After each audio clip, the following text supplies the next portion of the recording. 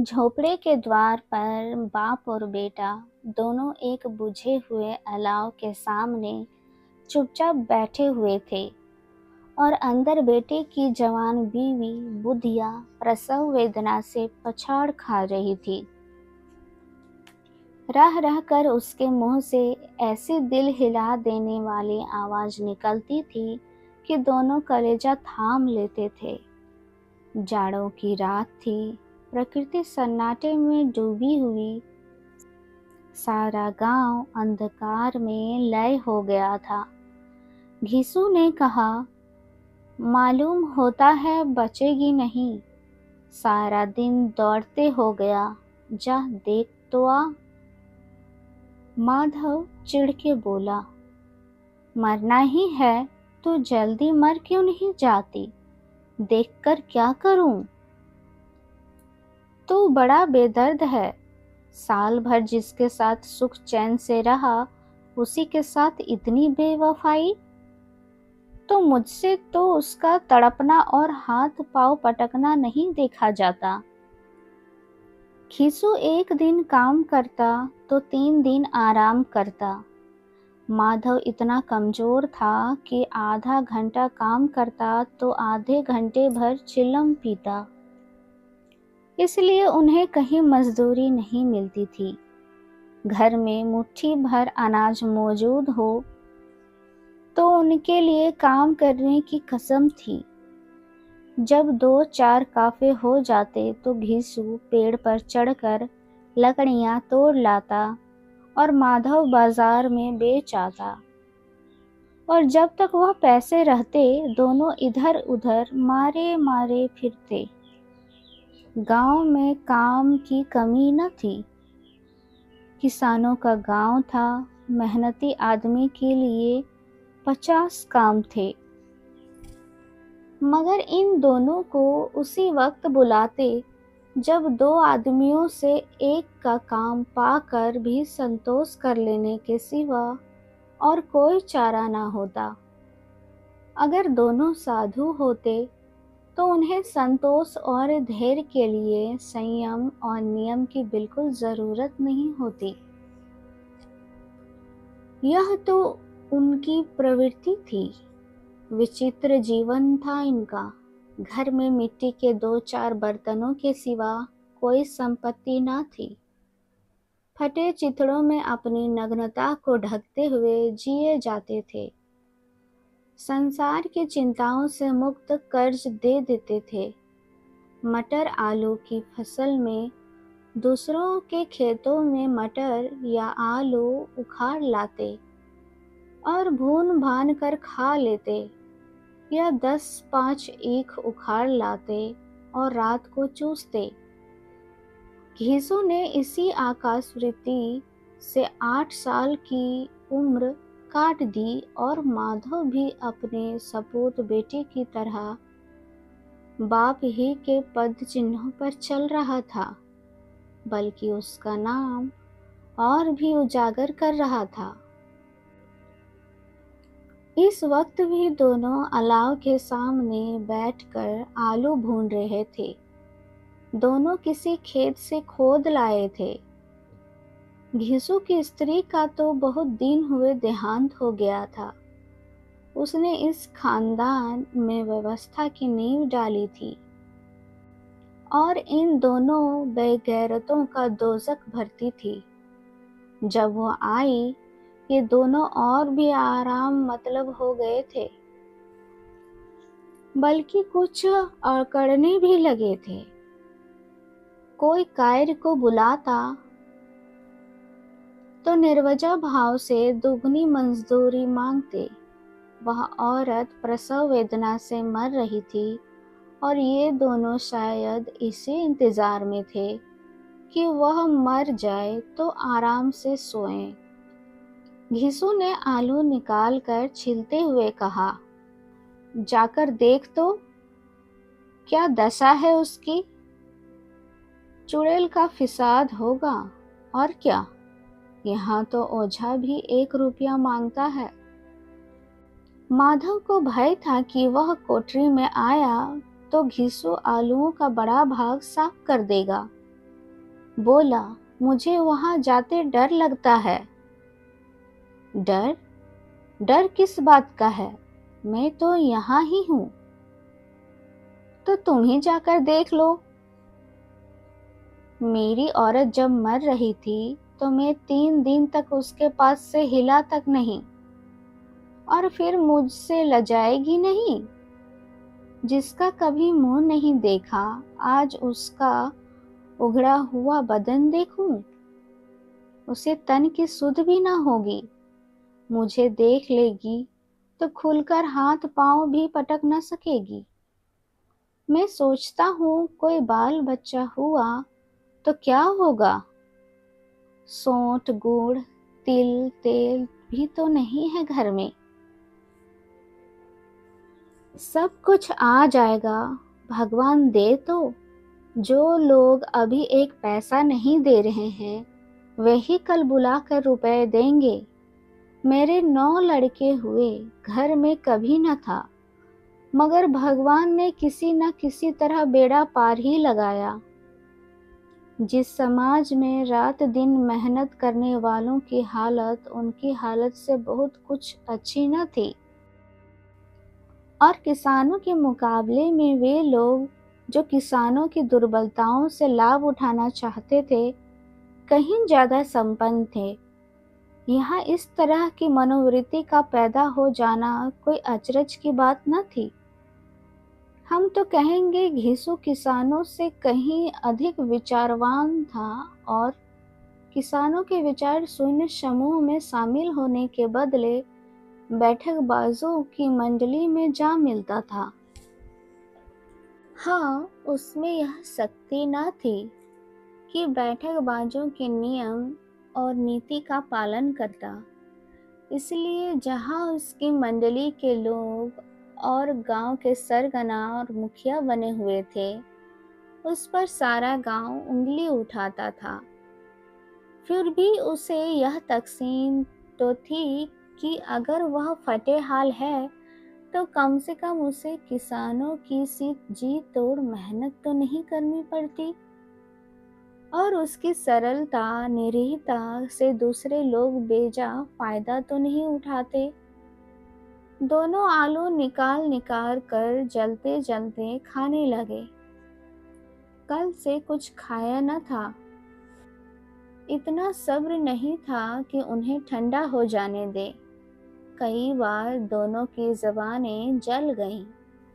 छिल जाने पर आलू का बाहरी हिस्सा बहुत गर्म न होता, लेकिन दांतों तले पड़ते ही अंदर का हिस्सा जबान, हलक और तालू को जला देता था। और उस अंगारे को मुंह में रखने से ज्यादा खैरियत इसी में थी कि वह अंदर पहुंच जाए। वहां उसे ठंडा करने के लिए काफी सामान थे, इसलिए दोनों जल्दी जल्दी निगल जाते। हालांकि इस कोशिश में उनकी आंखों से आंसू निकल आते। घीसू को उस वक्त ठाकुर की बारात याद आई, जिसमें 20 साल पहले वह गया था। उस दावत में उसे जो तृप्ति मिली थी, वह उसके जीवन में एक याद रखने लायक बात थी, और आज भी उसकी याद ताज़ा थी। बोला, वह भोज नहीं भूलता। तब से फिर उस तरह का खाना और भरपेट कभी नहीं मिला। लड़की वालों ने सबको भरपेट पूड़ियाँ खिलाई थी। सबको, छोटे बड़े सबने पूड़ियाँ खाई, और असली घी के। चटनी, रायता, 3 तरह के सूखे साग, एक रस्सेदार तरकारी, दही, चटनी, मिठाई। अब क्या बताऊं कि उस भोज में क्या स्वाद मिला। कोई रोक टोक नहीं थी। जो चीज चाहो मांगो, जितना चाहो खाओ। लोगों ने ऐसा खाया कि किसी से पानी ना पिया गया, मगर परोसने वाले हैं कि पत्तल में गर्मा गर्म गोल गोल सुवासित कचौड़ियाँ डाल देते थे। मना करते हैं कि नहीं चाहिए, पत्तल पर हाथ रोके हुए हैं, मगर वे हैं कि दिए जाते। और अब सबने मुंह धो लिया तो पान इलायची भी मिली, मगर मुझे पान लेने की कहाँ सुध थी। खड़ा हुआ ना जाता था, चटपट जाकर अपने कंबल पर लेट गया। ऐसा दिल दरियाऊ था ठाकुर। माधव ने इन पदार्थों का मन ही मन मजा लेते हुए कहा, अब हमें कोई ऐसा भोज नहीं खिलाता। अब कोई क्या खिलाएगा? वह जमाना दूर था। अब तो सबको किफायत सूझती है। शादी ब्याह में मत खर्च करो, क्रियाकर्म में मत खर्च करो।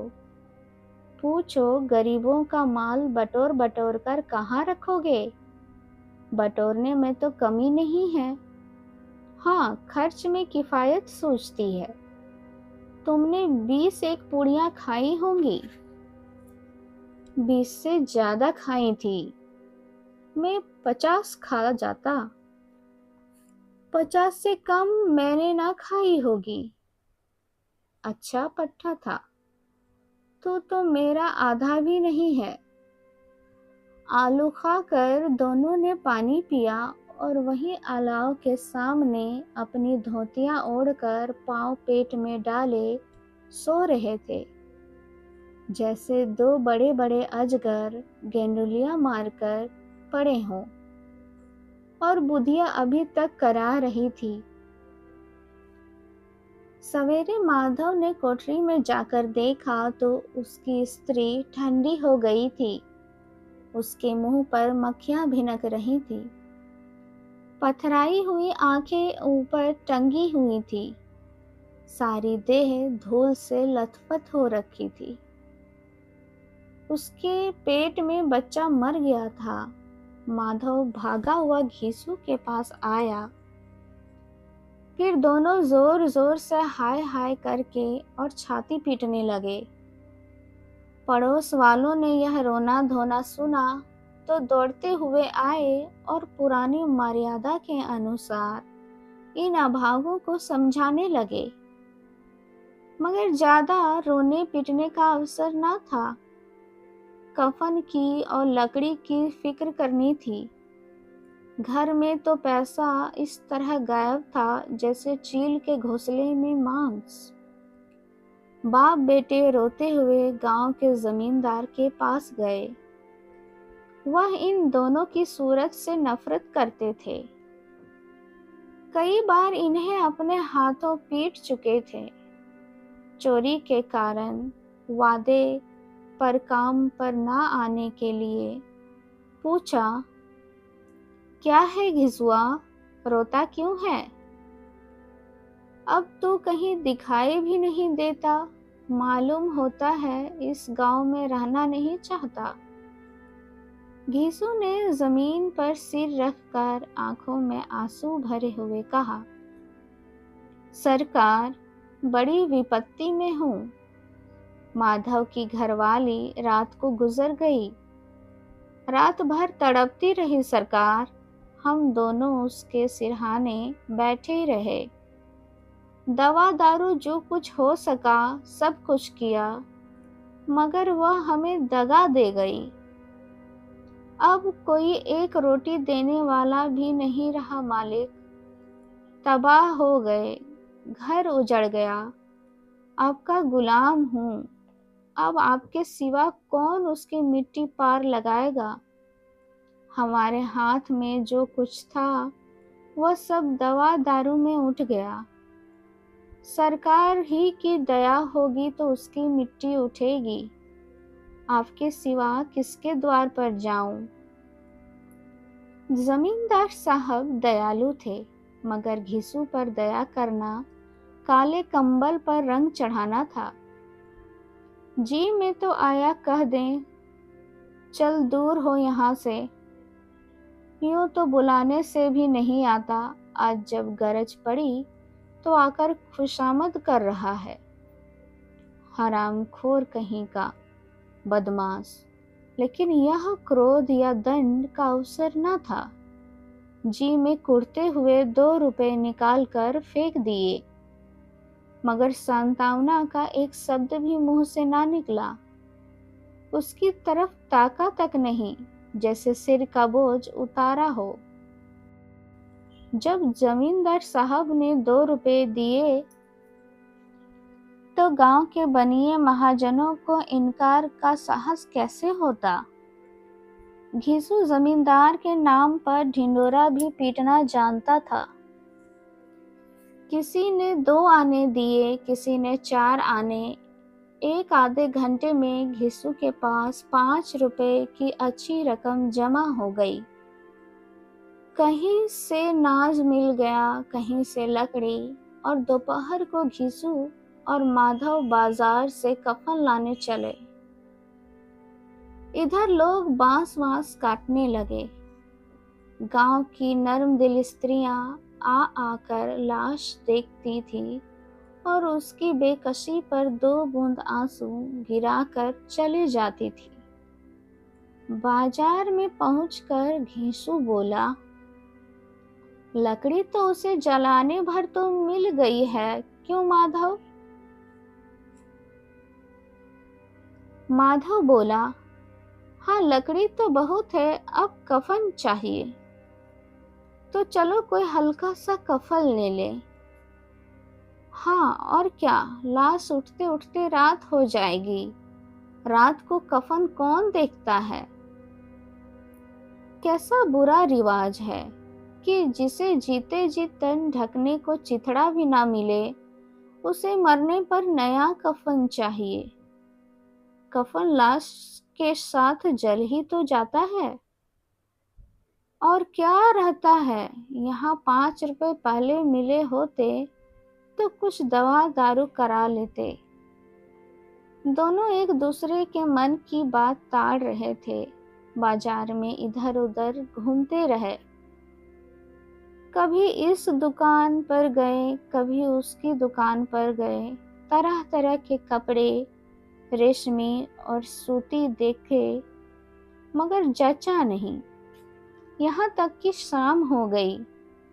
अब दोनों न जाने किस देवी प्रेरणा से एक मधुशाला के सामने आ पहुंचे और जैसे किसी पूर्व निश्चित व्यवस्था से अंदर चले गए। वहां जरा देर तक दोनों असमंजस में खड़े रहे। फिर घिसू ने गद्दी के सामने जाकर कहा, साहू जी, एक बोतल हमें भी देना। उसके बाद कुछ चिखोना आया, तली हुई मछलियां आईं। दोनों बरामदे में बैठकर शांतिपूर्ण पीने लगे। कई कुजियां ताबड़तोड़ पीने के बाद दोनों सरूर में आ गए। घिसू बोला, कफन लगाने से क्या मिलता, आखिर जल ही तो जाता, कुछ बहू के साथ तो ना जाता। माधव आसमान की तरफ देखकर बोला, मानव देवताओं को अपनी निष्पाप का साक्षी बना रहा हो। दुनिया का दस्तूर है, नहीं तो लोग वामनों को 1000 रुपए क्यों दे देते हैं। कौन देखता है परलोक में मिलता है या नहीं। बड़े आदमियों के पास धन है, फूके। हमारे पास फूकने को क्या है। लेकिन लोगों को जवाब क्या दोगे। लोग पूछेंगे नहीं कफन कहाँ है। घिसू हंसा। कह देंगे रुपए कमर से खिसक गए। बहुत ढूंढा, मिला नहीं। लोगों को विश्वास न आएगा, लेकिन फिर वही रुपए देंगे। माधव भी हंसा। इस अनपेक्षित सौभाग्य पर बोला, बड़ी अच्छी थी बेचारी, मरी भी तो खूब खिला पिलाकर। आधी बोतल से ज्यादा उड़ गई। घिसू ने 2 सेर पूड़ियां मंगाई, चटनी, अचार, कलेजियां। शराब खाने के सामने ही दुकान थी। माधव लपक कर 2 पत्तलों में सारे सामान ले आया। पूरा 1.5 रुपया खर्च हो गया। सिर्फ थोड़े से पैसे बच रहे थे। दोनों इस वक्त इस शान से बैठे पूड़ियाँ खा रहे थे जैसे जंगल में कोई शेर अपना शिकार उड़ा रहा हो। ना जवाबदेही का खौफ, ना बदनामी का फिक्र। इन सब भावनाओं को उन्होंने बहुत पहले ही जीत लिया था। घीसू दार्शनिक भाव से बोला, हमारी आत्मा प्रसन्न हो रही है तो क्या उसे पुण्य ना मिलेगा? माधव ने श्रद्धा से सिर झुकाकर तस्दीक की, जरूर से जरूर होगा। भगवान, तुम अंतर्यामी हो, उसे बैकुंठ ले जाना। हम दोनों हृदय से आशीर्वाद दे रहे हैं।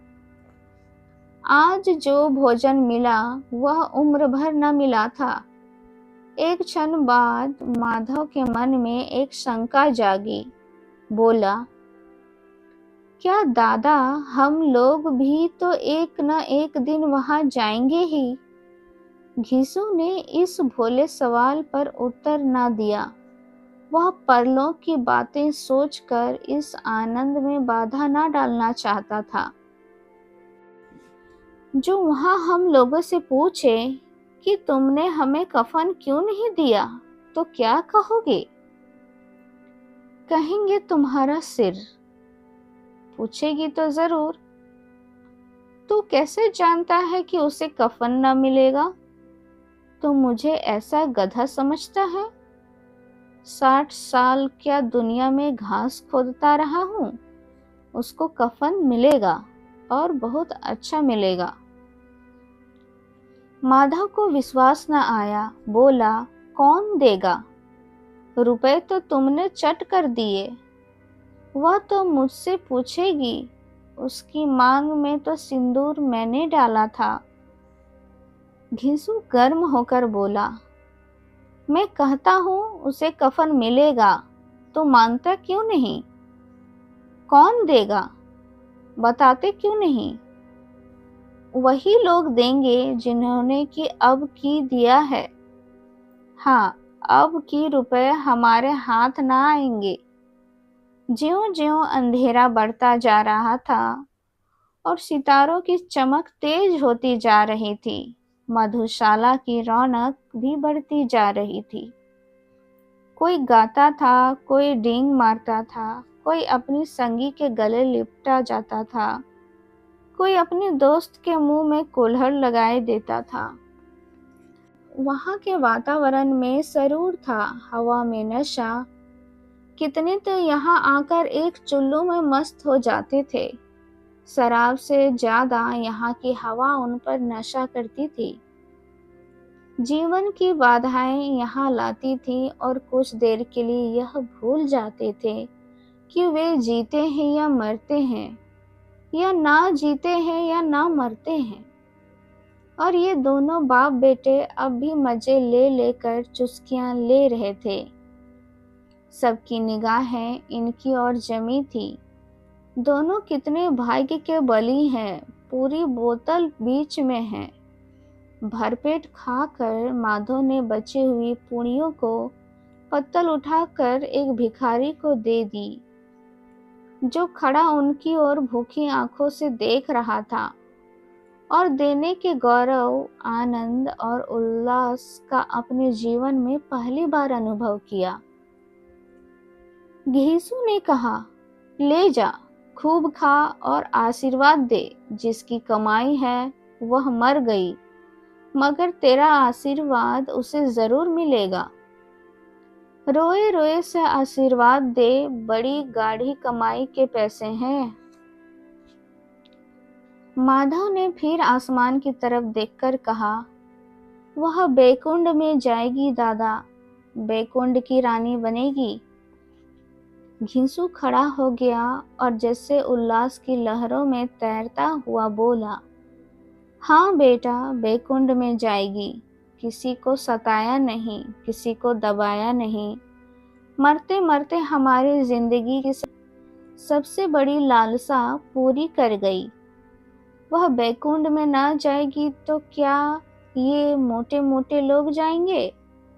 जो गरीबों को दोनों हाथों से लूटते हैं और अपने आप को धोने के लिए गंगा में नहाते हैं और मंदिरों में जल चढ़ाते हैं। श्रद्धालुता का यह रंग तुरंत ही बदल गया। अस्थिरता नशे की खासियत है। दुख और निराशा का दौर हुआ। माधव बोला, मगर दादा, बेचारी ने जिंदगी में बड़ा दुख भोगा, कितना दुख और निराशा झेलकर मरी। वह आंखों पर हाथ रखकर रोने लगा, चीखें मार मार कर। घिसू ने समझाया, क्यों रोता है बेटा? खुश हो कि वह माया जाल से मुक्त हो गई, जंजाल से छूट गई। बड़ी भाग्यवान थी जो इतनी जल्दी माया मोह के बंधन को तोड़ दिया। और दोनों खड़े होकर गाना गाने लगे। पियक्कड़ों की आंखें इनकी ओर लगी हुई थीं और ये दोनों अपने दिल में मस्त गाए जाते थे। फिर दोनों नाचने लगे, उछले भी, कूदे भी, गिरे भी, मटके भी, भाव भी बताए, अभिनय भी किए और आखिर नशे में मस्त होकर वहीं गिर पड़े।